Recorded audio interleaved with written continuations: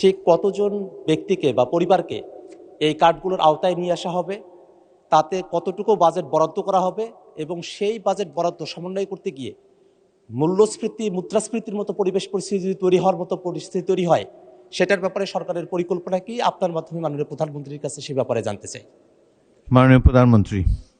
ধন্যবাদ মাননীয় সংসদ সদস্য। আপনি যে প্রশ্নটি করেছেন যে কতজন মানুষের কাছে আমরা পৌঁছে দেব, তাই তো, এবং মূল্যস্ফীতি হবে কিনা, বাজেট কত, স্বাভাবিকভাবে বাজেট কত এটি আমরা আপনাদেরকে এখনই বলছি না। অর্থাৎ আমরা পর্যায়ক্রমিকভাবে জিনিসগুলোকে সামনে এগিয়ে নিয়ে যাব। আমাদের এক একটি কৃষক কার্ড এবং এক একটি ফ্যামিলি কার্ডে আমরা রেখেছি কৃষক কার্ড যারা পাবেন সেই সকল কৃষক 2,500 টাকা পাবেন বছরে, এবং ফ্যামিলি কার্ডে যারা পাবেন তারা সে সকল নারী প্রতি মাসে 2,500 টাকা পাবেন। আমরা যেহেতু প্রতি মাসে এটিকে এক্সটেন্ড করতে থাকবো, অর্থাৎ অধিক সংখ্যক নারী কৃষক কার্ড পাবেন, অধিক সংখ্যক কৃষক কার্ড পাবেন। একবারে সবাইকে দিচ্ছে না, পৃথিবীর কোনো দেশের পক্ষে একবারে সেটি সম্ভব না করা। সেই জন্য প্রতি বছরই আমরা বাজেটের স্যাংশন বাড়াবো, প্রতি বছরই বাজেটে আমরা টাকা অ্যালোকেট করব, এভাবে পর্যায়ক্রমিকভাবে ধীরে ধীরে আমরা এগোবো। এবং অবশ্যই বাজেটের প্রাধান্য পাবে। এবং আপনি যেটা বলেছেন মূল্যস্ফীতি হবে কিনা, আমরা তো টাকা ছাপিয়ে দিচ্ছি না। আমরা যেহেতু টাকা ছাপিয়ে দিচ্ছি না, কাজে মূল্যস্ফীতি হবে না। বরং আমরা মনে করি এই টাকাগুলো যখন মার্কেটে যাবে, যারা কৃষক কার্ড পাচ্ছেন সেই সকল কৃষক, যারা প্রান্তিক পর্যায়ে নারীরা যারা পাচ্ছেন টাকা, নিশ্চয়ই তারা সিঙ্গাপুর বা বিভিন্ন দেশে টাকা পাচার করবে না, সেই টাকা লোকাল অর্থনীতি তারা খরচ করবে।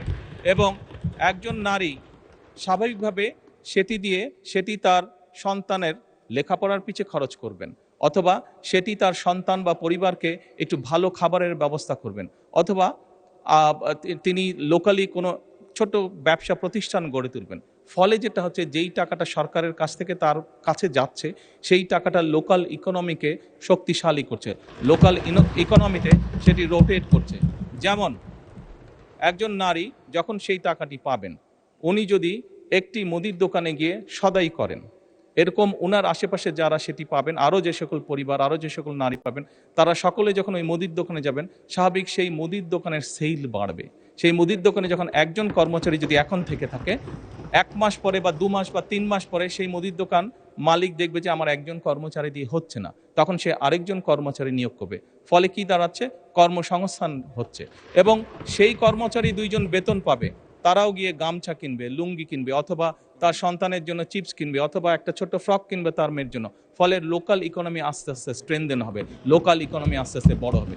কাজেই মূল্যস্ফীতি হবে বলে আমরা মনে করি না, আমাদের কোনো রিসার্চে মূল্যস্ফীতি বলে না, বরং অর্থনীতি আরো সচল হবে, অর্থনীতি আরো স্ট্রেনদেন হবে। এবং লোকাল যে সকল ইন্ডাস্ট্রি আছে, বাংলাদেশের শতকরা 70 থেকে 80% মানুষ যে সকল প্রোডাক্ট কনজিউম করে, সেগুলো লোকাল ইন্ডাস্ট্রি প্রোডাক্ট কনজিউম করে। কাজে লোকাল ইন্ডাস্ট্রিগুলোকে স্ট্রেনদেন করার এটি আরেকটি উপায়।